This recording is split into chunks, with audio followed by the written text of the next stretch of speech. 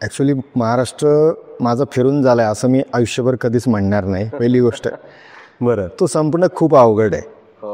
माणूस खपेल पण महाराष्ट्र संपणार नाही आहे. इतका सुंदर महाराष्ट्र पाहण्यासाठी शिल्लक आहे.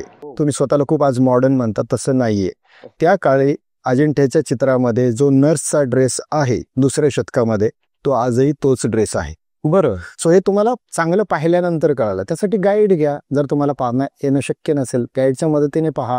तर तुम्हाला असं वाटतं का की महाराष्ट्रातल्या मराठी माणसाला मुळात आपल्याकडे काय आहे फिरण्यासारखं, पाहण्यासारखं, समजून घेण्यासारखं, तेच मुळात कळलेलं नाहीये? बऱ्याच अंशी खरं आहे. प्रवासामधून खऱ्या अर्थाने माणूस घडत जातो असं माझं वैयक्तिक मत आहे. कारण जेव्हा तुम्ही प्रवास करता तुम्हाला माणसं वाचावी लागतं, तेव्हा तुमचा प्रवास सुखकर होतो. आणि माणसं जेव्हा वाचायला शिकतो माणूस, तेव्हा तो खऱ्या अर्थाने माणूस होतो आणि मग जगता येतं चांगलं.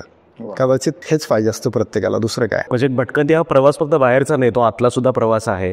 रत्नागिरीमध्ये जांभरुण हे गाव साधारण गणपतीपुळे रोडवरती आहे. डोंगराच्या उतारावरती वसलेलं एक साधारण त्या 100-200 उमरांच्या गावाची एक खासियत आहे. हे कोकणामध्ये गाव आहे.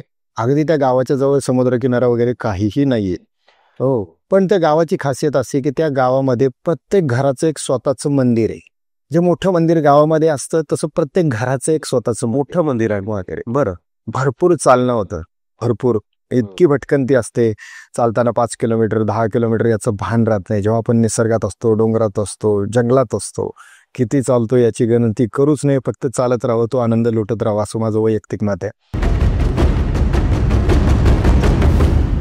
पु ल देशपांडे एके ठिकाणी असं लिहितात की उपजीविकेसाठी आवश्यक असणाऱ्या विषयाचं शिक्षण नक्की घ्या, पोटापाण्याचा उद्योग सुद्धा जिद्दीनं पूर्ण करा, पण हे करत असताना एखाद्या कलेशी किंवा छंदाशी मैत्री जुळवा.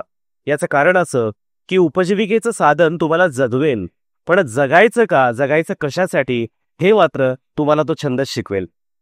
मंडळी, आज आपण अशाच एका वेगळ्या छंदाविषयी आणि हा छंद जोपासणाऱ्या एका वेगळ्या व्यक्तिमत्वाविषयी जाणून घेणार आहोत. आपल्या सोबत आज बुक विश्वच्या स्टुडिओमध्ये आलेले आहेत सोमनाथ नागवडे. सोमनाथजी, आपलं मनापासून मी स्वागत करतो. भटकंती हा त्यांचा छंद आहे आणि डोळसपणे, सजगपणे गेली अनेक वर्ष ते महाराष्ट्राच्या वेगवेगळ्या ठिकाणी भटकंती करत आहेत, त्या स्थळांना भेटी देत आहेत. आणि मुख्य म्हणजे या भटकंतीचा आनंद लुटत असताना व्हिडिओजच्या माध्यमातून, शेकडो व्हिडिओजच्या माध्यमातून ही माहिती ते महाराष्ट्रातल्या दर्शकांपर्यंत, या विषयामध्ये रस असणाऱ्यांपर्यंत पोहोचवत आहेत. सोमनाथजी, तुमचा खरं तर इंजिनिअरिंगच्या क्षेत्रामधला अनुभव आहे आणि ऑटोमोटिव्ह रिसर्च सारख्या क्षेत्रामध्ये तुम्ही 18 ते 20 वर्ष काम करताय. एका महत्वाच्या संस्थेमध्ये मोठ्या जबाबदारीचं पद तुम्ही सांभाळताय. तर हे सगळं करत असताना भटकंती करावी, वेगवेगळ्या ठिकाणांना भेटी द्याव्यात, त्याचे व्हिडिओज करावेत, तर या सगळ्याच्या मागचे तुमचे इन्स्पिरेशन्स काय आहेत, प्रेरणा काय आहेत? खरं सांगायचं तर बेसिकली याला काही प्रमाणात पार्श्वभूमी माझी असेल, ती कौटुंबिक पार्श्वभूमी मे बी कारणीभूत असावी.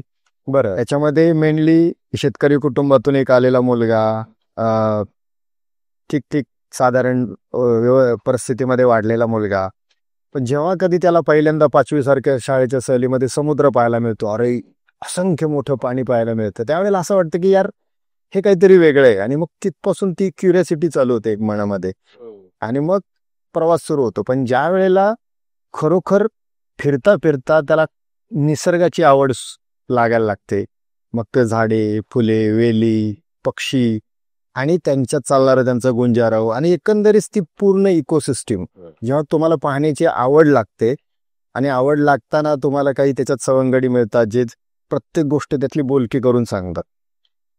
या सगळ्या गोष्टी कुठेतरी मनामध्ये कायम घर करून राहतात आणि मग पुढच्या प्रत्येक ट्रिपसाठी त्याच इन्स्पिरेशन म्हणून परत परत आपल्या पुढे येतात. असंच काहीसं माझ्या बाबतीतही झालं. बरं. उद्या जायला लागल्यानंतर त्या स्थळांची आवड लागायला गेली. आवड लागत गेल्यानंतर ते मी कुठेतरी ह्या ना त्या कारणाने डॉक्युमेंटेशन करत राहिलो, इतरांना ते उपयोगी पडत गेलं आणि मग पुढच्या सगळ्या गोष्टी आपोआप याच इन्स्पिरेशन मधून घडत गेले. बरं. पण तुमचे व्हिडिओज मी पाहिले, तुमचा मी फॉलोअर आहे, तर त्याच्यात मी पाहतो की तुमची फॅमिली दिसते त्या भटकंतीच्या सगळ्या व्हिडिओज मध्ये. तर ती नेमकी काय गंमत आहे? म्हणजे तुमचा मुलगा असतो, तुमची पत्नी असते त्याच्यामध्ये. याच्यामध्ये खरं सांगायचं तर आम्हाला तिघांनाही फिरण्याची प्रचंड आवड आहे. बरं. आणि कदाचित त्यामुळे हे होत आहे. म्हणजे युट्यूबर्स मध्ये माहित नाही मला फॅमिली युट्यूबर्स कोण आहेत, पण मराठी फॅमिली युट्यूबर्समध्ये मी असा एक युट्यूबर आहे जो फॅमिलीला घेऊन फिरतो. तसं फिरायला जायचं म्हणजे खूप सारी तयारी लागते. मग खूप गोष्टी ची तयारी करण्यापासून सुरुवात होते. मग कष्ट लागतात या सगळ्या गोष्टींमध्ये. अगदी खरं आहे.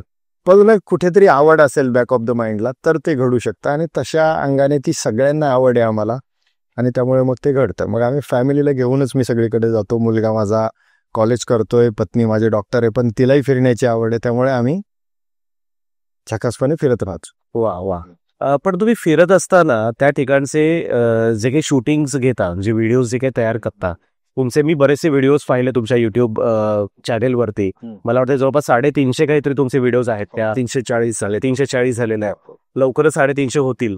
तर मला असं विचारायचं आहे की ते व्हिडिओज पाहत असताना असा एक फील येतो, असा एक अनुभव येतो की आपण सुद्धा स्वतः त्या ठिकाणी आहोत आणि आपण सुद्धा स्वतः त्या अनुभवत आहोत बेसिकली.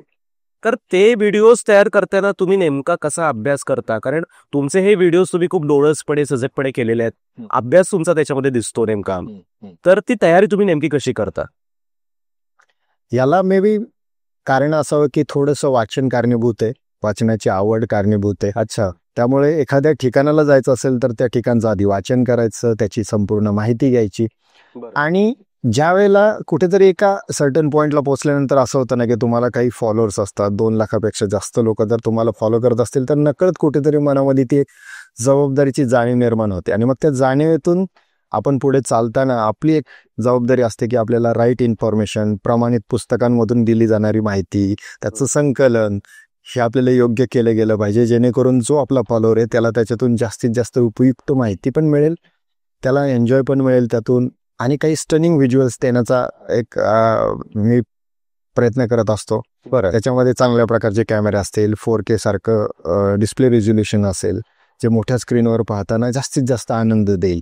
पण हे करताना त्यासाठी केलेला अभ्यास, त्याची मांडणी, आणि हे सगळं कटिबद्ध एखाद्या मायेच्या माण्यासारखं विणावं लागतं. आणि मग ते जोपर्यंत आवडत नाही तोपर्यंत ते मागे जा, पुढं जा, एडिट कर, असं करत करत ती गोष्ट होत राहते. आणि ज्या वेळेला असं वाटतं की यस, आता काहीतरी बनलेलं आहे, ही रेसिपी चांगली झालेली, आता आपण लोकांनाही देऊ शकतो, त्याच वेळेला मी तो व्हिडिओ पब्लिश करतो. त्यामुळे बऱ्याचदा आपण पाहिलं असेल की व्हिडिओला वेळ लागतो माझ्या तो पब्लिश व्हायला, कारण जोपर्यंत मन भरत नाही तोपर्यंत मी तो करत नाही. आणि मग याच्यातून कुठेतरी नंतर ओव्हर दी पिरियड मला कमेंट्समधून असंही लोकांना मिळतं की अरे, माझं वय खूप झालंय, माझं म्हातारपण आहे, किंवा मला अपंगत्व आहे, मला फिरता येत नाही, मर्यादा आहेत अगदीच, पण तू मला हे सगळं हाताच्या बोटाला धरून दाखवलंस. तो कुठेतरी आनंद त्या कमेंट्समधून असं वाटतं की बस हेच पाहिजे होतं मला, आणि मी ते मिळवलंय.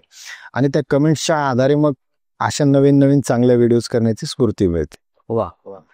पण असं एखादं उदाहरण सांगाल की तुम्ही एखाद्या ठिकाणी गेलेला आहात आणि तिथली त्या जागेचा इतिहास एक असतो, तिथला एक भूगोल असतो, त्याच्यामागे काही कल्चरल म्हणजे सांस्कृतिक काही संदर्भ असतात. बरोबर. तर असं एखादं उदाहरण आम्हाला सांगाल की तो व्हिडिओ तयार करताना, म्हणजे तुम्ही फिरलेला आहात, त्याचा आता तुम्हाला व्हिडिओ तयार करायचा आहे, बरोबर, तर कशी कशी संदर्भ साधनं तुम्ही जुळवत गेलात? खूप तुम्हाला काही चॅलेंजेस त्याच्यामध्ये आली, खूप काही वेळ लागला, असं कुठलं उदाहरण सांगाल? अनेक उदाहरण आहेत रादर. अशी अलीकडच्या काळामध्ये आत्ताच मी अजिंठ्याचा व्हिडिओ टाकला. दुसरा व्हिडिओ, आता सेकंड लास्ट व्हिडिओ असावा. हा व्हिडिओ करायला मला साधारण महिना वगैरे लागला असेल एडिट करायला. बरं, महिनाभर? हो. तर त्याचं कारण असं झालं, मी जाऊन आलो अजिंठ्याला, तो व्हिडिओ पाहिल्यानंतर मग ॲज युज्युअल मी पुस्तकं धुंडाळत बसलो. त्याच्या अगोदरही वाचलेलं, पण जाऊन आल्यानंतर मी जेव्हा रफकट लावत बसलो, ते व्हिज्युअल्स पाहून मला असं वाटलं की याच्यामध्ये आणखी काहीतरी आहे सांगण्यासारखं, जे लोकांना नाहीये माहिती, आणि ते मला दिसतंय, माझ्या गाईडने मला सांगितलंय. पण मग ही गाईडची माहिती व्हेरीफाय करावी लागेल, पाहावी लागेल. मग अशी पुस्तकं पाहायला गेल्यानंतर पुस्तकांमध्ये फक्त पर्यटकांना जी माहिती, जी वरवरची माहिती तीच दिलेली असतं. याच्या अंतरंगात जायचं असेल तर आणखी पुस्तकं हवेत.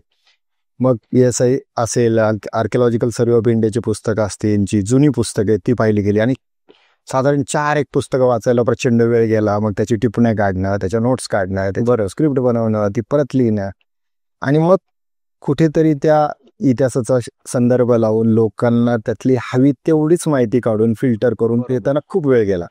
आणि मग लक्षात आलं की अरे, अशी खूप माहिती आहे जी अजून कुठेही इंटरनेटवरती आलेली नाहीये, ती लोकांना सांगायची असेल तर हा व्हिडिओ एक चांगला माध्यम आहे. मग त्या पुस्तकातून ती माहिती काढली. कारण ते पुस्तक खूप जुनं पुरातन आर्किओलॉजिकल सर्वे ऑफ इंडियाचं 1800 सालचं 50 पैसे किमतीचं आणि त्याच्यातले संदर्भ निजामाचे इंग्रजकालीन. म्हणजे लोकांना कसं होतं अजिंठा फक्त हा सोनाली कुलकर्णीचा अजिंठा हा पिक्चर आलेला आहे, हा नितीन चंद्रकांत देसाईंनी हा अजिंठा दाखवला. अरे पण त्याच्या आधी निजामाने चित्र पहिल्यांदा जॉन स्मिथला तो अजिंठा सापडला, त्याने ती चित्र शोधली. त्या चित्रानंतर पहिल्यांदा ती चित्र कोणी काढली, कोणीतरी त्याचे फोटोग्राफ्स घेतले असतील. ती जगात कुठे चित्र ही जगात कुठेच नाही बनलेली. मग याच्या ज्या कॉपीज असतील ओरिजिनल त्या कुठे आहेत, अशी सगळी क्युरियोसिटी त्यातून निर्माण. एक रिसर्च वर्कच आहे, हा एक रिसर्च वर्क आहे, संशोधनाचंच काम आहे. आणि ते घडत जातात जेव्हा आपण डीप डाईव्ह करतो त्याच्यात, त्यावेळेला ते घडत जातं. आणि ते अजिंठ्यामध्ये घडलं आणि त्यामुळे वेगळ्याच प्रकारचा आनंद पण मला मिळाला. बरं, तुम्ही महाराष्ट्रातली अशी कोणकोणती ठिकाणं पाहिलेत मुख्यतः? म्हणजे घाटमाता पाहिलाय, किल्ले पाहिलेत, पोकळ पाहिलाय, तर आमच्या दर्शकांना काय सांगाल की महाराष्ट्रातले कुठले मुख्य भाग आतापर्यंत धुंडाळलेले आहेत आणि असे काही मस्ट व्हिजिट असे कुठले स्पॉट्स आहेत की इथं गेलंच पाहिजे एकदा ना एकदा कुठेतरी प्रत्येकाला? रादर खूप आहेत. खरं सांगायचं तर इतके मी महाराष्ट्रामध्ये व्हिडिओ केले, महाराष्ट्राबाहेर केले, देशाबाहेर केले. कुठेही गेलो तरी परत परत राहून एकच गोष्ट जाणवते, ती म्हणजे महाराष्ट्र इतकं सुंदर जगात काहीच नाहीये. वा, क्या बात आहे. त्याच्यामधला सह्याद्री जो प्रचंड आवडताय माझा. पण महाराष्ट्रामध्ये मुख्यत्वे जर सांगायचं झालं तर व्हिडिओला जरी तुम्ही गेला तरी प्लेलिस्ट माझ्या चॅनलवरती दिसतात. त्याच्यामध्ये घाट रस्ते आहेत, समुद्रकिनारे आहेत, प्राचीन मंदिरं आहेत, त्यांचा इतिहास आहे. त्याच्यानंतर गड किल्ले आहेत. प्राचीन मंदिरांमध्ये काही वेगवेगळ्या प्रकारची मंदिरं आहेत. लेह लडाख आहे, हम्पी आहे, या सगळ्या महाराष्ट्राबाहेरच्या गोष्टी आहेत. पण महाराष्ट्रामध्ये अशी काही ठिकाणं आहेत जी खूप कमी लोकांना माहिती आहेत किंवा म्हणूया त्यांचा इतिहासच वेगळा आहे जो लोकांपर्यंत नाही पोचलेला. असंच एक ठिकाण मी रत्नागिरीमध्ये शोधलं. बरं, आणि मी तिकडे गेलो तर जांभरुण हे गाव येते. जांभरुण रत्नागिरीमध्ये जांभरुण हे गाव साधारण गणपतीपुळे रोडवरती आहे. आपण गेल्यानंतर एका डोंगराच्या उतारावरती वसलेलं एक साधारण 100-200 उमऱ्यांचे गाव. त्या 100-200 उमऱ्यांच्या गावाची एक खासियत आहे, हे कोकणामध्ये गाव आहे. अगदी त्या गावाच्या जवळ समुद्रकिनारा वगैरे काहीही नाहीये. हो, पण त्या गावाची खासियत अशी की त्या गावामध्ये प्रत्येक घराचं एक स्वतःचं मंदिर आहे. जे मोठं मंदिर गावामध्ये असतं तसं प्रत्येक घराचं एक स्वतःचं मोठं मंदिर आहे वगैरे. बरं, हे गाव पूर्वी संस्थानिकांचं होतं किंवा एखाद्या सरदाराचं होतं राजाच्या. हो, त्या सरदाराने ते गाव वसवलं. त्या गावामध्ये त्याचं स्वतःचं चलन होतं. त्या गावामध्ये आजही अशी सिस्टीम आहे की त्या गावाला जे पिण्याचं पाणी आहे ते झऱ्याचं नदी वाहते आणि त्या नदीला पाट आहेत केलेले आणि ते त्या लेवल्सनुसार केलेले आहेत आणि प्रत्येक घरामध्ये त्या पाटाचं पाणी येतं. पिण्यासाठी पाटाचं पाणी वापरलं जाणारं कदाचित महाराष्ट्रातलं ते एकमेव गाव असावं. वा, मी तिथे गेलो, मला त्यांनी पाणी प्यायला दिलं आणि मग पाणी पहिल्यांदाच पिल्या मी एकदम असा सरप्राईज झालो की अरे हे नक्की काय दिलं, इतकं गोड इतकं सुंदर पाणी, इतकं कधीच नाही मधुर पाणी पिलेलो. मी म्हटलं हे नक्की काय, ते म्हणे हे पाटाचं पाणी, इतकं गोड पाणी. आणि मग नॅचरली त्याच्यामध्ये बनवलेला स्वयंपाक पण तितकाच रुचकर होता. आणि मग ती मंदिरं, ते प्राचीन गाव, मग त्या गावाची ती पाणी पद्धती, हो, मग त्या प्रत्येकावर येणारी पाळी ते पाट साफ करण्याची, मग ते मेंटेन केलं जातं त्या गावामध्ये. आजही ते लोक दिवस आहेत. बरं, उताराचं गाव आहे. प्रत्येक घर हे पाखाड्यांनी जोडलेलं आहे. पाखाड्या म्हणजे काय की दगडाचे रस्ते. कारण सरदाराच्या काळात प्रत्येक घरातून दुसऱ्या घरात जाण्यासाठी घोड्यावरती जावं लागायचं. मग ते दगडांच्या पाखाड्यांवरून जायची पद्धत. अशा 300 ते 350 वर्षाची झाडं आहेत त्या गावामध्ये. साधारण एक बुंदा 10-10 फुटाचा एका असेल झाडाचा. कारण एक कुठली जर स्त्री घेतली घरातली तर तिने वट पौर्णिमेला ते तिचं एकच झाड असणार जी त्याला ती फेरा मारेल. त्याला त्यांनी त्या ठिकाणी पार बांधून संरक्षित केलेलं आहे. तिचं सेपरेट झाड असेल. म्हणजे मंदिर जसं आहे तसं ते झाड सुद्धा असं त्या गावामध्ये काही पाहण्यासारखं ब्युटिफुल. आणि ते जांभरून मी व्हिडिओ केला आणि तो प्रकाशित झाल्यानंतरही तसाच तो लोकांना आवडला, आजही आवडतो, व्हायरल झाला. पण त्या गावामध्ये प्लास्टिक नाहीये, त्या गावामध्ये कातळ शिल्प आहेत, मंदिरं आहेत, पिण्याच्या पाण्याची व्यवस्था आहे, संस्थानिकांचे खूप सारे पुरावे आहेत. बरं, समकालीन पत्र आहेत. खूप सुंदर हिस्ट्री त्या गावाची. सो अशा खूप गोष्टी रत्नागिरीपासून साधारणतः किती किलोमीटर? रत्नागिरीपासून साधारण एक 30 ते 35 किलोमीटर अंतरावर. येस. अच्छा. आणखीन अशी कुठली गावं किंवा अशी कुठली अनवट ठिकाणं तुम्ही सांगाल जी तुम्हाला वाटतात की ही वेगळी आहेत, तुम्हाला जाणवलेली? याच्यामध्ये होतं काय की अशी खूप ठिकाणं मी शोधलीत आणि लिस्टेड केलेली आहेत. पण बऱ्याचदा आपण पाहिलं ना की एक समुद्रकिनारा, फॉर एक्झाम्पल दिव्यागरचा समुद्रकिनारा, खूप लोकांना तोच आवडतो.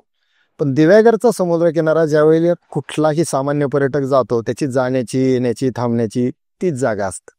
पण आपण कधी त्या समुद्रकिनाऱ्याच्या एक्स्ट्रीम उजव्या किंवा एक्स्ट्रीम डाव्या बाजूला जाऊन नाही पाहत नक्की काय तिथे. हे प्रत्येकाचं चुकतं असं माझं प्रामाणिक प्रांजळ मत आहे. पण जर असं आपण केलं तर आपल्याला तोच समुद्रकिनारा खूप वेगळ्या अँगलने पाहता येतो. आपल्याला असं वाटतं की हा दिव्यागरचाच नाहीये, रादर असंही होतं. बरोबर. खूपदा आम्ही अशाच गोष्टी करतो की जिकडे गर्दी असेल, जिकडे लोक असेल तिकडे न जाता त्याच्या अपोजिट बाजूला कसं जाता येईल, तो डोंगरावरून कसा दिसेल, तो एखाद्या एक्स्ट्रीम कॉर्नरवरून कसा दिसेल, तो झाडांच्या फांद्यांमधून कसा दिसेल, हेच कॅमेऱ्यांमधून आपल्याला लोकांपुढे मलाही दाखवायला आवडतं. ते मला पाहायला आवडतं, रादर माझ्या त्या दृष्टीत येतं म्हणून ते कॅमेऱ्यात उतरतं मग लोकांपुढे जातं. पण साधारण प्रत्येक गोष्ट अशीच आहे. तामिनीमध्ये गेलं, तामिनीमध्ये लोकांना गेलं की एक ठराविक धबधबा पाहायचा असतो, टिरिंग वॉटरफॉल पाहायचा, सिक्रेट वॉटरफॉल पाहायचा, त्याच्यानंतर पल्से वॉटरफॉल पाहायचा, देवकुंड पाहायचा. देवकुंड पण तुम्ही अंधारबनचा ट्रेल करताना उतरा ना एखाद्या चांगल्या ओढ्यामध्ये, ओहळामध्ये उतरा आणि त्याच्या कडेपर्यंत चालत राहा. तुम्हाला असंख्य गोष्टी पाहायला मिळतील. रांजण खळगे दिसतील, वाहणारे प्रवाह दिसतील, झाडं दिसतील, कुंड दिसतील, ते कुठेही दिसणार नाही. त्यावेळेला जाताना तुम्हाला वेगळे पक्षी दिसतील, तेही कुठे पाहायला मिळणार नाही. पण हे सगळं करण्यासाठी तुमची आकलन, निरीक्षण शक्ती, डोळे सगळं उघडं ठेवावं लागतं. कदाचित एखादा चांगला वाटाड्या लागतो आणि मग त्याच गोष्टीतलं माहिती असलेल्या जागेतलं पण तुम्हाला नाविन्य दिसतं आणि ती जागा नकळत वेगळी वाटू लागतं. बरोबर. ते तिथं घडतं. तर अशा अनेक गोष्टी किंवा त्या गोष्टींमधलं वेगळेपण, नेहमीच्या गोष्टीतलं वेगळेपण, अशा याची पण मी भरपूर व्हिडिओ केलेले आहेत. वा. Yes. Offbeat destination. Offbeat destination. अगदी. येस. कारण तो फक्त युट्यूबला टाकायचं म्हणून ऑफबीट म्हणजे आहे मी, तर खऱ्या अर्थाने तो ऑफबीट असला तरच लोकांना आनंद मिळतो. अगदी खरं आहे, अगदी खरं आहे. मला तुम्हाला हेही विचारायला आवडेल की हे सगळं करत असताना याच्यामध्ये तुम्हाला चॅलेंजेस काय जाणवतात? म्हणजे एक पहिलं मला जे असं वाटतं की तुम्ही एका फार मोठ्या संस्थेमध्ये उच्च पदावरती काम करताय, तर वेळेचं तुम्ही हे सगळं गणित कसं जमवता? कारण बहुसंख्य लोकांचा तो प्रश्न असतो की वेळ आम्हाला मिळत नाही फिरायला. सर्वात जास्त विचारला जाणारा प्रश्न आहे ॲज अ युट्यूबर म्हणून, आणि तो मला सतत विचारत राहतात. म्हणजे सॉरी टू इंटरप्ट यू, पण फिरायला जाण्यासाठीचा एक वेळ आणि पुन्हा तो व्हिडिओ तयार करण्यासाठीचा वेळ, असे दोन्ही माझे प्रश्न त्याच्यामध्ये. येस. पहिलं तर simple one line answer, time management. खूप सोपं आहे सांगायला, तितकंच ते अवघड आहे करायला, करण्यासाठी खूप. तर कुठल्याही संस्थेमध्ये तुम्ही काम करत असताना तुम्हाला एक हॉलिडे कॅलेंडर मिळतं, मग ते मला मिळतं. तसं वर्षाच्या सुरुवातीला आल्यानंतर मी त्या सुट्ट्या मागे पुढे येणारे सॅटर्डे संडे जोडून ते लावून ठेवतो पहिल्याच ओळीने, आणि मग या सुट्ट्या आपल्याला घ्यायच्या. मग आता प्रश्न येतो की त्याच सुट्ट्या सगळ्यांना असतात, मग त्याच वेळेला गर्दी असते, मग कसं जायचं, कसं करायचं? मग लोक कधी जातील? मग लोक दुपारी जातील, मग आपण पहाटे जाऊया, मग आपण सकाळी जाऊया, मग आपण संध्याकाळी जाऊया. सूर्यास्त, सूर्योदय हे कंपल्सरी कॅमेऱ्याला पाहिजे असतं, ज्याच्यामध्ये चांगलं शूट होतं, त्याच वेळेला जायचं असतं. मग या वेळा आणि याच्यावरची कसरत करण्यासाठी थोडंसं मायक्रो प्लॅनिंग गरजेचं असतं, जे केलं तर हे सगळं सहज शक्य आहे. ऑब्व्हियसली तुम्हाला तो छंद हवा, तरच ते जोपासलं जाऊ शकतं. पण ते मायक्रो प्लॅनिंग थोडा मला सांगा ना, काय काय पैलू त्याच्यात विचार? या मायक्रो प्लॅनिंग मध्ये तुम्हाला घेऊन जायची जी साधनं आहेत ती ऑलरेडी आमची लिस्ट ठरलेली असते. ती गाडीमध्येच असते. मग त्या गोष्टी तर घ्याव्या नाही लागत, त्याच्यासाठी एक लिस्ट आहे, प्रत्येक वेळी न्यावी लागणारी एक लिस्ट बनली, ती बनवलेली, ती राहिलेली, ऑलरेडी कॅलेंडर बनलेलं आहे. मग मॅक्सिमम वेळेला प्रॉब्लेम येतो की जाण्या येण्यातला वेळ जर आपण कमी करू शकलो तर त्यासाठी आपल्याला सकाळी लवकर निघावं लागेल. सकाळी लवकर निघालो तर आपण वेळेत पोहोचतो. सो लोक जर दुपारी 4 वाजता पोचत असतील तर आम्ही 12ला पोचलेलो. सो सकाळी लवकर स्टार्ट करणं ही की असते. त्याच्यामुळे खूप वेळ वाचतो, खूप चांगले नजारे पाहायला मिळतात. सकाळचा सूर्योदयाचा वेळ मिळतो, फ्रेश वेळ असते, ट्रॅफिक नसतं, त्यामुळे लवकर उरकतं. चांगल्या ठिकाणी नाश्ता करून तुम्ही वेळेत त्या ठिकाणी पोहोचू शकता.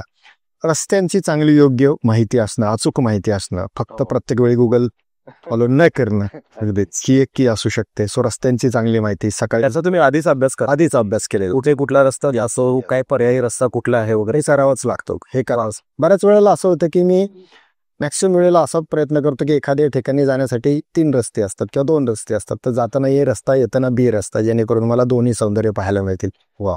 मॅक्सिमम वेळेला कोकणात जाताना आपण सह्याद्री पास करून जात असतो. सह्याद्रीमध्ये अनेक सुंदर घाट असतात. मग जाताना एकदा अनुस्कोराने जाईल, येताना कुंभारलेली येईल, तिसऱ्या वेळेला गगनबावडा असेल, पुढच्या वेळेला आंबोली असेल. प्रत्येक वेळेला त्या घाटाचं सौंदर्य प्रत्येक ऋतूमध्ये बदललेलं असतं, ते आपल्याला पाहता येतं. रस्ता बदलता येतो त्यासाठी. ते थोडेसे मायक्रो प्लॅनिंगचे पार्ट आहेत, पण हे जर तुम्ही वेळेनुसार ठरवले आणि प्लॅन केले तर करता येतं. पण त्याच गर्दीच्या वेळेला जाणं, लोक निघतात तेव्हाच निघणं, तर मग सगळा बोजा त्या रस्त्यावर येतो आणि मग आपण ट्रॅफिकच्या नावाने शिवाय देत राहतो. बरोबर आहे. हेच खरं प्लॅनिंग आहे याच्यामध्ये. बरोबर आहे. आणि व्हॉट अबाउट युअर फिटनेस? कारण कसं आहे, आपल्याला याची कल्पना आहेच आहे की आपण जितकं जास्त फिरू तितकं आपण फिट होत जातो. पण फिरण्यासाठी प्राथमिक स्तरावरती आपल्याला एक बेसिक फिटनेस गरजेचं आहे. बरोबर. त्याच्याबद्दल तुम्ही काय सांगता? खरं तर फिटनेस ॲज सच असं मी खूप त्याच्यासाठी कष्ट घेतो असं नाहीये. आम्हाला तिघांनाही जिमची किंवा व्यायामाची आवड आहे. ते घरी असताना, सोसायटीत असताना तेवढं होतं ते होतंच. ते अर्धा 1 तास जो असेल तो असेल. माझ्या मुलाला जास्त व्यायामाची आवड आहे, पण आम्हाला दोघांना नित्यनियमाने चालण्याची असेल किंवा जिममध्ये जाण्याची असेल. पण या व्यतिरिक्त भरपूर चालणं होतं. भरपूर इतकी भटकंती असते. चालताना 5 किलोमीटर 10 किलोमीटर याचं भान राहत नाही. जेव्हा आपण निसर्गात असतो, डोंगरात असतो, जंगलात असतो, किती चालतो याची गणती करूच नाही. फक्त चालत राहावं, तो आनंद लुटत राहावा, असं माझं वैयक्तिक मत आहे. आणि ते आम्ही मनसोक्त करत असावं. म्हणजे बाहेर गेल्यानंतर आवडीच्या गोष्टी खाणं आणि मनसोक्त भटकणं, याला कुठलंही लिमिट ब्रेक काही ठेवत नाही. आम्ही त्या नियमांमध्ये घुसतच नाही. बरं, आल्यानंतर त्यासाठी अर्धा तास 15 मिनिटं जास्त व्यायाम करू, पण तिथे गेल्यानंतर पूर्ण फुल एन्जॉय करायचं. वा वा. मला असं एक तुम्हाला विचारायचं होतं की आता महाराष्ट्र तुम्ही बऱ्यापैकी भटकंती केलेली आहे, धुंडाळलेलं आहे. तर तुम्हाला अजून काय वाटतं महाराष्ट्राबद्दल? म्हणजे तुमच्या नजरेतला महाराष्ट्र काय आहे? तुम्ही जो फिरलाय, म्हणजे कोकण काय तुम्हाला वेगळा वाटतो, किंवा पश्चिम महाराष्ट्रातला घाटमाथा काय तुम्हाला काय वेगळा वाटतो? ऍक्च्युली आता फिरण्याच्या सवयी बदललेल्या आहेत. लोकांच्या खूप साऱ्या गोष्टी बदललेल्या आहेत. सोशल मीडियाने त्याच्यावर खूप इम्पॅक्ट झालेला आहे. खूप कमी वेळात सेरोटोनिन, डोपामाइन माझं वर जायला पाहिजे असं वाटतं लोकांना. 15 सेकंदाची रील मला बूस्ट करते. प्रॅक्टिकली असं होत नाहीये लाईफमध्ये. तुम्हाला फिरताना त्या लोकांना, त्या जागेला आपलंसं करायचं असेल तर त्याला वेळ द्यावा लागेल. बरोबर. मग नक्की त्या जागेला तुम्हाला वेळ द्यायचा म्हणजे काय करायचं? तर मी एखाद्या समुद्र किनाऱ्यावर राहत असेल तर तिथे कोळी मासे पकडत असतील तर त्या कोळ्यांबरोबर तुम्ही गप्पा मारा. ते जाळं कसं टाकताय ते पहा. त्यांच्या बरोबर बसा, त्यांच्याबरोबर चहा प्या, त्यांच्याबरोबर गप्पा मारा. ते ओपन असतात. बोल. म्हणजे सगळ्यात आधी मला असं वाटतं की फिरायला गेल्यानंतर बहुतांश लोकांचा फोकस हा पटकन फोटो काढण्याकडे असतो. करेक्ट. तर तुम्ही त्याबद्दल काय सांगाल आपल्या दर्शकांना? ऍक्च्युली प्रत्येकाला वाटतं आपल्या मेमरीज आपण रिटेन करा. त्याच्यात चूक नाहीये काही. बरोबर. पण ते करत असताना मी मूळ आनंदाला मुकलोय का? मी ते सोडूनच मी फक्त कॅमेरा आणि मोबाईल घेऊनच सगळं करतोय का? बरोबर. तर कुठेतरी हा बॅलन्स आत्ता गणलाय, पूर्णपणे गणलाय, कारण आपण त्याच्यातच राहतो. तर ते न करता सुरुवातीला माझंही कदाचित असं होत असेल. मग आम्ही असं ठरवलं की नाही, आता ज्या वेळेला आपण कॅमेरा घेऊन बाहेर चाललोय, बीचवरती चाललोय, सूर्योदय आहे, सनसेट आहे, त्यावेळेला 15-20 मिनिटाचं जे शूट आहे ते करून ठेवू, कॅमेरा बंद करून ठेवू आणि मग संध्याकाळी चांदण्यामध्ये फिरायला जाऊ. वा. संध्याकाळी आता कॅमेरा झालेला आहे, माझं शूट झालं, आता मला बसायचंय, निवांत गप्पा मारायच्यात, लोकांबरोबर मासे पकडायला. असं अनेकदा मी केलेलं आहे, आम्ही अनेकदा करतो. बरं, तिथल्या वैयक्तिक जी काही गावातली लोक असतील त्यांच्याशी गप्पा मारा, त्यांच्याबरोबर बोला, त्यांचे अनुभव ऐका, त्या जागेबद्दल माहिती ऐका. ती कुठे लिहिलेली नसते. अशा खूपशा एक रूपात ती पुढं जाऊ. असं आता भुजलसाडा म्हणून मी एक रत्नागिरीमध्ये व्हिडिओ केला. तो खूप लोकांना माहिती नव्हता. तो बीच 50 वस्तीचं गाव, डोंगराच्या कडेला, चंद्रकोरीच्या आकाराचा समुद्र किनारा, सुंदर समुद्राच्या पाण्यावरती संध्याकाळी लहरत असलेल्या बोटी, सोनेरी सूर्यप्रकाशामध्ये मी टिपल्या. आणि त्या लोकांशी गप्पा मारताना जेव्हा त्यांना सांगितलं हा व्हिडिओ येणार आहे, आणि आल्यानंतर जेव्हा मी महिन्याने व्हिडिओ टाकला, मला तिथल्या खूप लोकांचा फोन आला. तुम्ही त्यावेळेला एवढ्या गप्पा मारल्या, आमच्याकडून सगळी माहिती घेतली आणि आम्हाला आमच्या गावाला असं पाहताना खूप वेगळं वाटलं, असं झालं तसं. खूप त्यांना त्याचं म्हणजे हे वाटलं की अरे आपलं गाव आहे हे. पाहताना प्रत्येकाला गावाबद्दल असतंच, अभिमानच असतो, तो तिथे झळकला. पण लोकांबद्दल बोलल्यामुळे तुम्हाला खऱ्या अर्थाने त्या पर्यटनाची एक चांगली गोष्ट सापडते. माणसं वाचता येतात तुम्हाला. आणि मग कुठेतरी पर्यटनातून माणूस समृद्ध होत जातो. माझ्या मते हेच खरं पर्यटनाचं सार असलं पाहिजे. सो एक्सपिरियन्शियल टुरिझम, आणखी कुठले आर्किओलॉजिकल टुरिझम, असे खूप टुरिझम निघालेत त्याचे. अनेक अंग लोकांनी दिलेले आहेत. नाही तुम्ही फक्त एवढीच गोष्ट करायला या, तेवढीच गोष्ट करायला या. अप टू सर्टन एक्सटेंट मला वाटतं ते ठीक सक्सेस होईल. पण अनलेस अँड अंटिल पर्यटकाच्याच मनात नाही की मला त्या जागेचं व्हायचंय, मला त्याला वेळ द्यायचा आहे, तो खरा आनंद मला लुटायचा आहे, तो मोबाईल बाजूला ठेवून, तो कॅमेरा बाजूला ठेवून, बरोबर, तर कुठेतरी पर्यटन खऱ्या अर्थाने सक्सेस होईल. मला आपल्या दर्शकांना हे सांगायला आवडेल की तुम्ही तो आनंद आधी घेता आणि मग तुम्ही व्हिडिओच्या दृष्टीने ते सगळे क्षण टिपता किंवा त्याचं शूटिंग वगैरे करता. कारण बऱ्याचदा असं होतं की आपण मुख्य आनंदाला मुकतो आणि आपण हा प्रकार करत बसतो. नवीन युट्यूबर्स मी खूप पाहत असतो की ते बऱ्याचदा युट्यूबवरती काही ना काहीतरी टाकत असतात, जे काही जी काही भटकंती ते करतायत वगैरे ते सगळं त्याचा एक अनुभव ते शेअर करत असतात युट्यूबवरती. तर त्यांच्यामध्ये बऱ्याचदा असे लूफहोल्स दिसतात. म्हणजे त्याच्यामध्ये एक डेप्थ किंवा एक खोली ज्याला आपण म्हणतो ती जाणवत नाही किंवा तितकी सूक्ष्म निरीक्षणं जाणवत नाही, जी तुमच्या व्हिडिओमध्ये आम्हाला प्रत्येक व्हिडिओमध्ये काही ना काहीतरी वेगळं पण जाणवतं. तर अशा या नवीन युट्यूबर्सना तुम्ही काय संदेश द्याल? माझ्या मते अगेन हेच कारण आहे की कुठलीही गोष्ट मला लोक असं सांगतात, जेव्हा कमेंट करतात, फोन करून सांगतात की अरे हा व्हिडिओ खूप छान झालाय, किंवा त्यावेळेला तो नक्की एवढा व्हिडिओ छान करायला काय मिळालं. तर त्याचं एकच उत्तर आहे की त्या ठिकाणी मी जातो, त्या ठिकाणी मी राहतो, त्या ठिकाणी मी एन्जॉय करतो आणि तेच सगळं माझ्या व्हिडिओमध्ये उतरतं. जर मी तिथे गेलो, मी तिथे एन्जॉय नाही केला, मी ती जागा नाही जगलो, तर ते माझ्या व्हिडिओमध्ये उतरणार नाही. म्हणजे पहिली बेसलाईन आहे की तुम्ही ते आधी समरसून जगा, त्याचा आनंद घ्या, तरच ते व्हिडिओत उतरेल. तरच ते उतरेल. आणि आत्ताचे जर कोण करायला गेला व्हिडिओ आणि त्याने फक्त स्वतःच शूट करत राहिला, त्या जागेसला आपलंसं नाही केलं, तर समरस नाही झाला, तर त्याच्या व्हिडिओत कदाचित ते उतरत नसेल, तो जिवंतपणा येणार नाही आणि त्यामुळे ते दिसत असावं. अगदी खरं आहे. तुमचे जे व्हिडिओज आहेत मुख्यतः ते कोविड काळामध्ये आम्हाला जास्त प्रामुख्यानं तेव्हापासून जास्त पाहायला मिळालं. तर ते नेमकं काय कनेक्शन आहे? व्हिडिओची खरं तर युट्यूबची सुरुवातच माझी कोरोनामुळे झाली. So thanks to corona first. वेळ मिळाला एक्सपेरिमेंटेशन करायला स्वतःवरती. आणि पूर्वी मला फिरण्याची आवड भटकंती सुरुवातीपासून होती, तेव्हा मी फोटो काढायचो, नंतर व्हिडिओ करायला लागलो स्वतःचे.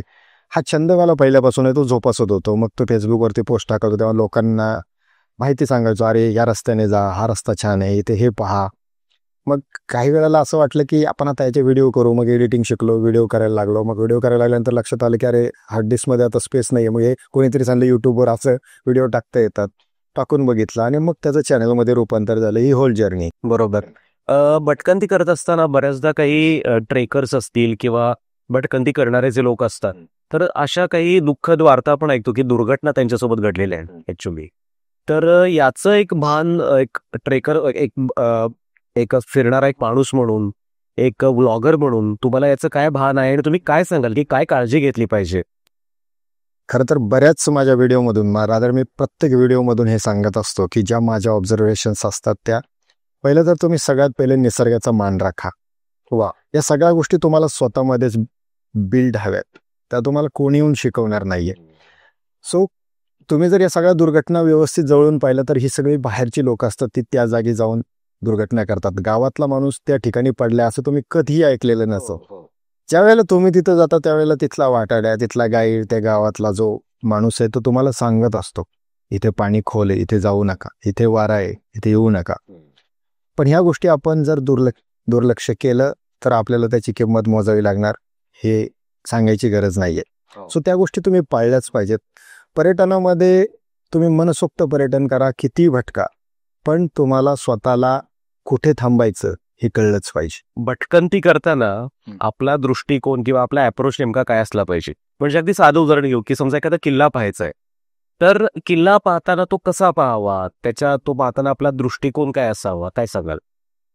ऍक्च्युली मोठा आहे प्रश्न खूप, आणि किल्ला दाखवणारे खूप चांगले लोक आहेत आपल्याकडे. पण माझं वैयक्तिक उत्तर असं असेल की किल्ला कसा पाहायचा याचं एक शास्त्र आहे. बरं. आणि ते प्रत्येकाला माहिती असल्याशिवाय किल्ला पाहण्यात काही मजा नाहीये. पण जर तुम्हाला ते शास्त्र कळालं तर किल्ला पाहण्याची मजा ऑलटुगेदर डिफरंट आहे, खूप वेगळी येते. किल्ला कसा पाहायचा याच्यासाठी मी ऍक्च्युली एक एपिसोड केलेला आहे किल्ला कसा पाहायचा. तर किल्ल्याचे 4 भाग पडतात आणि प्रत्येक भागाचं एक वैशिष्ट्य असतं आणि हे वैशिष्ट्य कोणाच्या एकाच्या सांगण्यावरून नाहीये, तर ते स्वतः छत्रपती शिवाजी महाराजांनी किल्ला कसा बांधायचा हे आज्ञापत्र नावाच्या पुस्तकामध्ये व्यवस्थित लिहून ठेवलेलं आहे. ते त्यांचं म्हणजे एसओपीच होतं स्वराज्याची. त्या एसओपी मध्ये धान्य कोठार कुठं असलं पाहिजे, किल्ल्याला दरवाजा कसा असला पाहिजे, तिथे कुठली झाडं लावली गेली पाहिजेत, किल्ल्यामध्ये जेव्हा तलाव बांधायचा असेल त्या खडकाचं काय केलं पाहिजे, तो कसा काढला गेला पाहिजे, त्या सगळ्या गोष्टी लिहिलेल्या आहेत. रामचंद्रपंत अमात्यांच्या आज्ञापत्रामध्ये या रामचंद्रपंत अमात्यांच्या आज्ञापत्रांमधून आपण पाहिलं, तुम्हाला प्रत्येक गोष्ट कळते तिथे. पण किल्ला पाहताना बुरुजाचे प्रकार कुठले, फांजी कशाला म्हणायचं, आणि मग मी किती बुरुजाचे पार्ट असतात, नक्की सदर म्हणजे काय, अलीकडच्या पिढीने ऐकलेले शब्द नाहीयेत. किंवा दरवाजा असतो, दिंडी दरवाजा काय असतो, नगारखाना कुठे असतो, ढालकाठी कशाला म्हणतात, हे सगळं तुम्ही आधी समजूनच घेतलं पाहिजे आणि मगच किल्ला पाहायला पाहिजे. ते जास्त सोयीस्कर ठरेल. तुम्हाला ही गोष्ट कळली ना, मग किल्ला पाहायचा. नाहीतर मी नुसतं जाईल बुरुजावर एक सेल्फी घेतला आणि मी किल्ला पाहिला, तर ते नसावं. आणि रादर त्या किल्ल्याचा जर तुम्हाला थोडासा ऐतिहासिक पार्श्वभूमी माहिती असेल तर मग आणखी मजा येईल. बऱ्याच वेळा असं होतं की आपण तिथला लोकल गाईड घेतो आणि गाईड सांगायच्या ओघात बऱ्याच अशा काही गोष्टी रंगवून सांगतो, तर त्याच्यामध्ये तथ्य आहे का हे तुम्हाला स्वतः माहिती असल्यावर तुम्ही गाईड घ्यावा, पण त्याचबरोबर स्वतःही अभ्यास करावा, हे तितकंच करायचं. अशा प्रकारे किल्ला पाहायला पाहिजे. अगदी खरंय. किल्ल्या संदर्भात आपण बोलत होतो, तसंच मंदिराचा एक मुद्दा असतो की मंदिर आपल्याला खूप जुनी अशी मंदिरं दिसतात. तुम्ही कोकणातल्या मंदिरांचा मगाशी उल्लेख केला, तर मंदिर कसं पाहावं त्याबद्दल तुम्ही काय सांगा? स्थापत्यशास्त्रांशी अभ्यास करणाऱ्या लोकांशी हे संबंधित आहे. हो, पण तुम्ही भटकंतीमधले एक्सपर्ट आहात, काय अँगल तुम्हाला विचारतोय. ऍक्च्युली हाही खूप मोठा विषय आहे. आपल्याकडे पुण्यामध्ये देगलूरकर सरांचं यावर पुस्तक आहे, मंदिर कसं पाहावं. खूप सुंदर पुस्तक आहे आणि अल्टिमेट पुस्तक आहे ते गाईड त्यासाठी. पण मंदिर फक्त पाहताना आपल्याला प्रत्येक मंदिराचं बाह्य अंग, अंतरांग, त्याचा गाभारा, रंगशिळा, तिथे चौक कशाला म्हणतात कोकणामध्ये, आपण चौक कॉन्सेप्ट मंदिरामध्ये ऐकतो. आणि मग मंदिराचे सगळे पाठ समजून घेताना त्याच्यावर सूरसुंदरी असतात मंदिरावरती. मग ह्या सूरसुंदरीला नक्की अर्थ काय, या चरपट मंजिरी म्हणजे काय, या सगळ्या गोष्टींचा अर्थ समजून घेऊन त्या सूरसुंदरींचा अभ्यास करून मग हे मंदिर पाहिलं गेलं पाहिजे. नक्की कासवच तिथे का असतं, कसं देवाकडे पाहायचं, काय मनामध्ये भावना असली पाहिजे, ह्या सगळ्या गोष्टी तुम्हाला कळल्या पाहिजेत. किंवा ते मंदिर कुठल्या शतकामधलं आहे, त्या समकालीन एखादे कागदपत्र किंवा तिथे जर शिलालेख असेल तर तो वाचता येईल का कुठल्या पुस्तकामध्ये, याचा तुम्ही प्रयत्न केला पाहिजे. मग खऱ्या अर्थाने ते मंदिर पाहायला मजा येते. म्हणजे माझं पळसनाथ म्हणून एक व्हिडिओ आहे, पळसनाथ भिगवणच्या जवळ हे मंदिर आहे, पाण्यामध्ये असतं मंदिर. एकमेव 11व्या-12व्या शतकामधलं बांधलेलं मंदिर जे धरणाच्या पाण्यामध्ये असतं. फक्त उन्हाळ्यामध्ये ते मंदिर तुम्हाला पाहायला उपलब्ध असतं, इतर वेळी ते धरणात बुडालेलं असतं. अच्छा, हे मंदिर जेव्हा आम्ही पाहायला गेलो तेव्हा मंदिराजवळ पाणी होतं. उन्हाळ्यामध्ये जरी गेलो तरी पाणी इतकं नव्हतं की मंदिरात जाता येईल. मग आम्ही बोटीवर बसून माझा मित्र आणि मी गेलो आणि त्याने तो शिलालेख मला वाचून दाखवला. तर त्या शिलालेखावर त्या मंदिराचं आपल्याला वय कळतं. बरं, तर मंदिराचा शिलालेख असेल तर त्याचा आपण जास्तीत जास्त माहिती करून घेतली पाहिजे. हे मंदिर कधीचं आहे, मग कुणाच्या काळातलं, राष्ट्रकूटांच्या काळातलं आहे, चालुक्याच्या काळातलं आहे, आपल्याला त्याचा काळ कळेल. मग आपण ते कुठल्या प्रकारचं मंदिर आहे हे आपण शोधू शकतो. त्याची शैली, स्थापत्य शैली, नागर शैलीचं मंदिर आहे. कुठलंही मंदिर हेमाडपंथी नसतं, बदली गोष्ट आहे. सो त्याचा अभ्यास आपला असला पाहिजे. मग हे जर आपल्याला कळलं तर ते मंदिर पाहण्याची मजा जास्त असते. बरोबर आहे. तुम्ही प्राचीन मंदिराचा उल्लेख केला, तशा प्राचीन लेण्या सुद्धा आहेत. तर लेण्या पाहताना काय आपला अप्रोच असला पाहिजे? लेण्या सर्वाधिक महाराष्ट्रामध्ये आहेत. भारतामध्ये जेवढ्या आहेत त्याच्यातल्या सर्वाधिक महाराष्ट्रामध्ये आहेत. महाराष्ट्रामधल्या सर्वाधिक आपल्याजवळ आहेत, पुण्याजवळ मी असं म्हणेल. जुन्या लेण्या म्हणायला गेलं तर 2ऱ्या शतकामध्ये इसवी 200 BC म्हटलं तर आपण अजिंठ्याचं नाव आपल्याला पुढे येतं. सगळ्या युनेस्कोच्या साईट आहेत, वर्ल्ड हेरिटेज साईट. प्रत्येक लेणीचं वैशिष्ट्य आहे. म्हणजे बौद्ध लेणी वेगळं सांगते, हिंदू लेणी असेल, जैन असेल, या सगळ्या लेण्यांमध्ये तुम्हाला शिल्प असतात आणि चित्र असतं. चित्रांचे खूप सारे अर्थ असतात. त्या चित्रांमधून तुम्हाला जातक कथा सांगितलेल्या आहेत. बौद्ध लेण्यांमध्ये जातक कथा आहेत. मग 500पेक्षा जास्त गौतम बुद्धाच्या जन्माबद्दल सांगणाऱ्या, जीवनाबद्दल सांगणाऱ्या जातक कथा आहेत. मग या जातक कथांचा अर्थ तुम्हाला कळायला पाहिजेत, नक्की काय सांगितलंय. या जातक कथा इतक्या सिम्पली नाही दाखवलेल्या एका पाठोपाठ एक. कधी इकडे जातात, कधी इकडे जातात, कधी उजव्या बाजूला आहे, त्याच्यानंतर सिरियल डाव्या बाजूला आहे, कधी खाली पाहायला लागतं. ह्या समजून घेतल्या पाहिजेत. मग गौतम बुद्धांनी त्या चित्रांमधून सांगायचा प्रयत्न केलाय. पण जर तुम्ही पाहिली ती चित्र व्यवस्थित समजून घ्यायचा प्रयत्न केला लेण्यांमधला, तर तुम्हाला हे जाणवतं की यार 2ऱ्या शतकामध्ये 5व्या शतकामध्ये लोक मॅचिंग्स घालायचे, हेअर क्लिप होत्या, त्यावेळेला तुम्हाला चेक्सचे शर्ट होते, सॉक्स होते. 2ऱ्या शतकामध्ये इतकी फॅशनेबल लोक त्या शतकामध्ये होती. हे चित्रांचा अभ्यास केल्यानंतर तुम्हाला आज कळत. तुम्ही स्वतःला खूप आज मॉडर्न म्हणतात, तसं नाहीये. त्या काळी अजिंठ्याच्या चित्रामध्ये जो नर्सचा ड्रेस आहे 2ऱ्या शतकामध्ये, तो आजही तोच ड्रेस आहे. बरं. सो हे तुम्हाला चांगलं पाहिल्यानंतर कळालं. त्यासाठी गाईड घ्या. जर तुम्हाला पाहणं येणं शक्य नसेल, गाईडच्या मदतीने पहा. पण तुम्हाला वेळ द्यावा लागेल. तुम्हाला जर असं वाटलं माझ्याकडे 1 तास आहे, माझ्या अजिंठ्याची लेणी पाहून होईल, तर 30 लेण्या पाहून नाही होऊ शकत. तुम्हाला 4 तास वेळ कमीत कमी दिला पाहिजे. प्रत्येक ठिकाणी थांबलं पाहिजे, तो काळ समजून घेतला पाहिजे आणि मग ती लेणी पाहिली पाहिजे. अशा खूप लेण्या आहेत.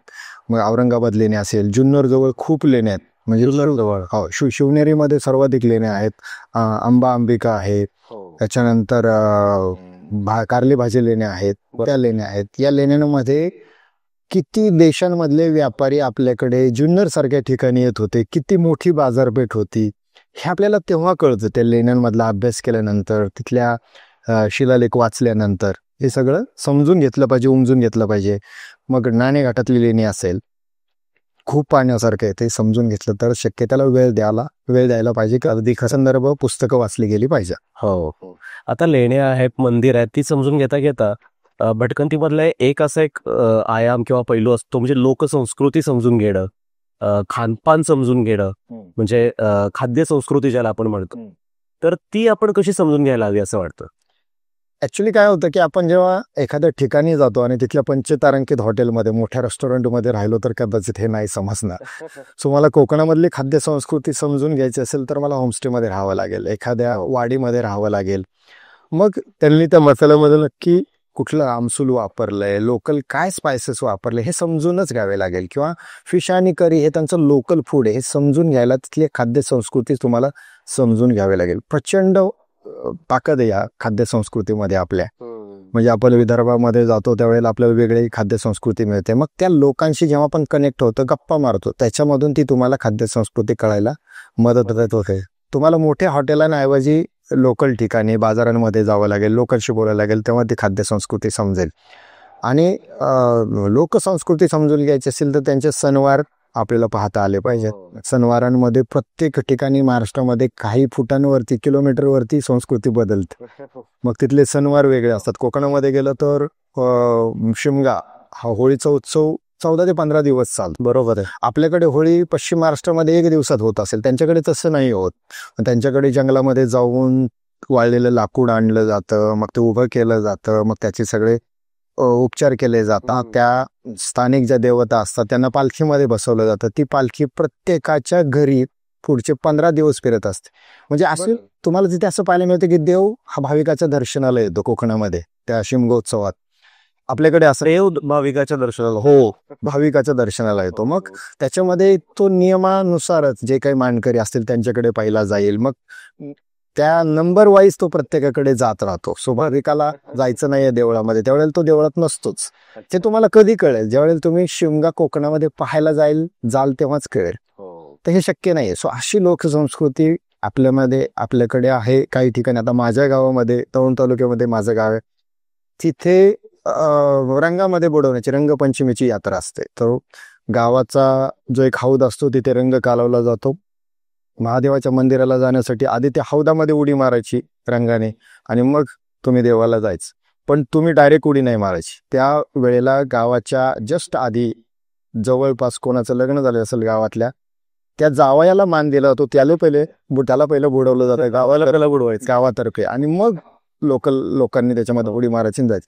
अशा प्रकारचे. किंवा कोकणामध्ये दशावतार असेल अतिशय लोप पावत चाललेली कला आहे. प्रचंड ताकद आहे त्याच्यामध्ये. सो दशावतार तुम्हाला पाहायचं असेल तर कोकणातले आत्ता सोशल मीडियावर तुम्हाला टाइम टेबल येतं, कुठल्या गावी कुठे तुम्हाला हा पाहताय.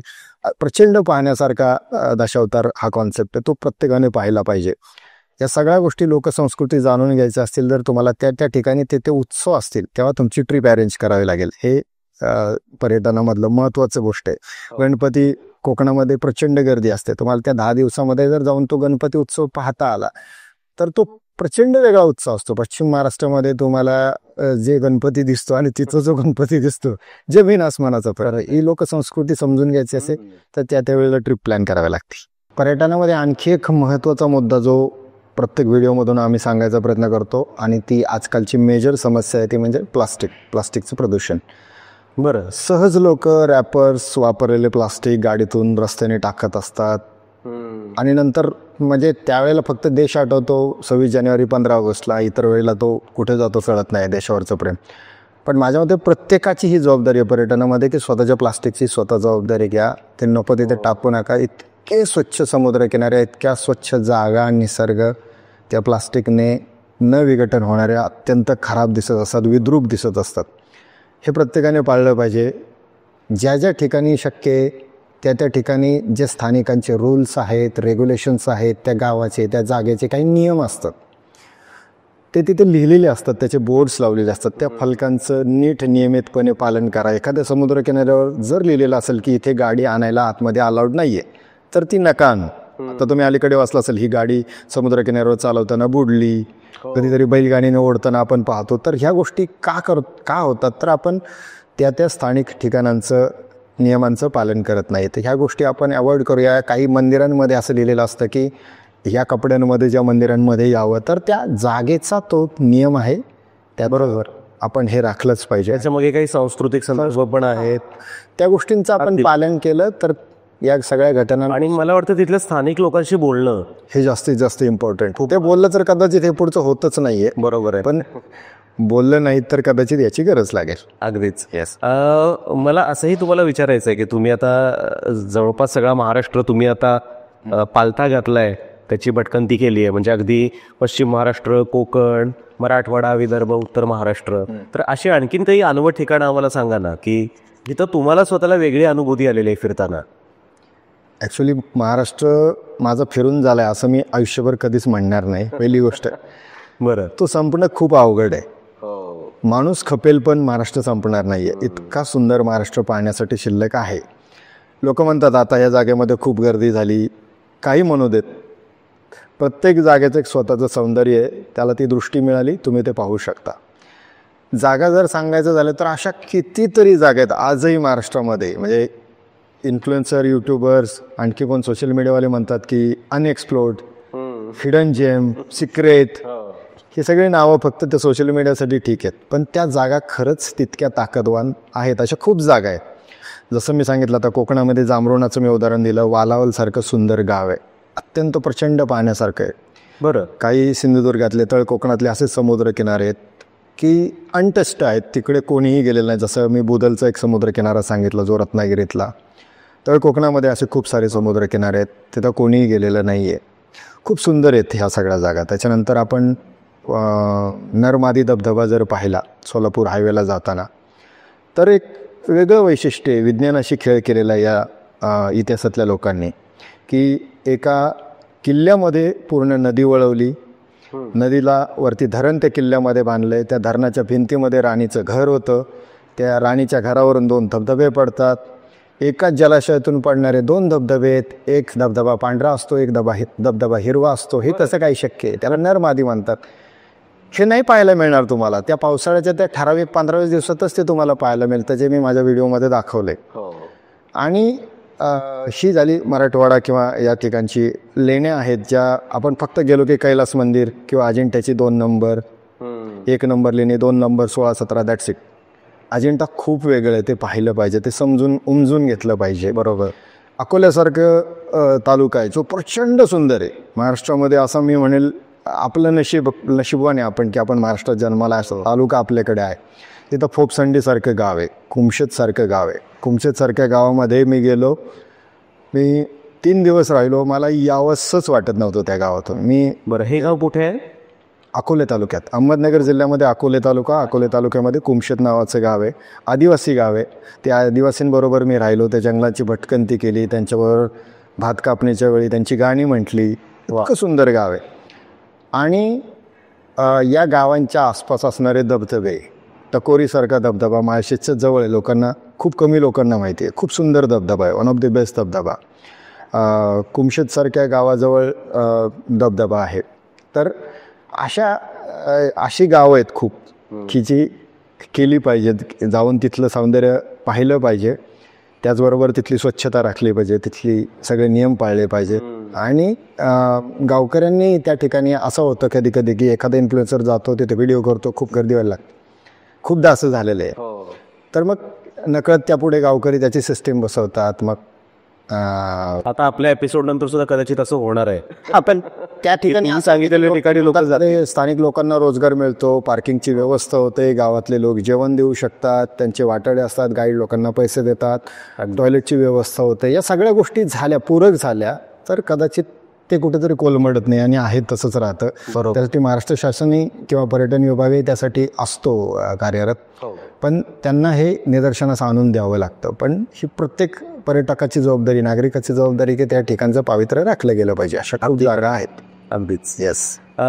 महाराष्ट्राकडे बघण्याचा तुमचा दृष्टिकोन काय आहे? एक प्रवासी म्हणून एक भटकंती तुम्ही करताय, म्हणजे आपण जेव्हा ट्रिप प्लॅन करतो मराठी माणूस कधी, तेव्हा त्याला कुठेतरी कुलू मनालीला किंवा दक्षिणेकडे किंवा स्टेट फॉरेन ट्रिप.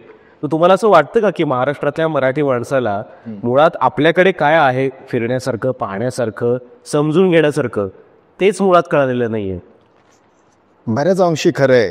कारण जेव्हा मी देशापरदेशात फिरलो, अनेक देशांमध्ये फिरलो, महाराष्ट्राबाहेर फिरलो, तिथलं सौंदर्य पाहण्यासारखं नाही असं नाही म्हणता येणार, ते आहेच. पण त्याला एक आखीव रेखीव रूप दिलेलं आहे जे महाराष्ट्रामध्ये नाही आहे. आणि तीच खरी महाराष्ट्राची ब्युटी आहे माझ्या मते. नैसर्गिक सौंदर्य रॉ फॉर्ममध्ये महाराष्ट्रामध्ये तुम्हाला पाहायला मिळतं, जे जगाच्या पाठीवर कुठंच नाही मिळणार.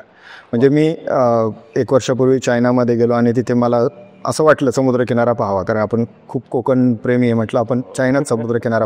400 किलोमीटर प्रवास करून मी जेव्हा गेलो तेव्हा डोंगराच्या टोकावरून एकदम अशी बॅटरीची गाडी तुम्हाला खाली तो समुद्रकिनारा आहे असं दाखवते. त्याचं जवळ जाता येत नाही. जवळ जाता आलं तर गढूळ पाणी असं वाटलं. मग असं वाटलं की किती पटींनी कोकण सुंदर यापेक्षा. कोकणातले लोक, त्यांचं दशावतारासारखं नाटक, त्यांची संस्कृती, त्यांच्यामध्ये असणाऱ्या आदरातिथ्याची भावना, त्या लोकांबरोबर जेव्हा तुम्ही व्यवहार करू इच्छिता किंवा बोलू इच्छिता त्यावेळेला आपलेपणा तुम्हाला जाणवतो, त्याच्यामध्ये तो ओलावा जाणवतो. तो तुम्हाला इतर कुठेही जाणवणार नाही. प्रत्येक ठिकाणी उदात्तीकरण, व्यापारीकरण जाणवेल, जे महाराष्ट्रामध्ये अजूनही नाही. आणि खरंच त्या रॉ फॉर्ममध्ये जेव्हा त्या जंगलाला, त्या धबधब्याला, त्या जागेला, त्या मंदिराला तुम्ही पाहता ना, त्यावेळेला खऱ्या अर्थाने वाटतं की यस, इथे काहीतरी आहे जे मला बेस्ट वाटते, सांगता येत नाही.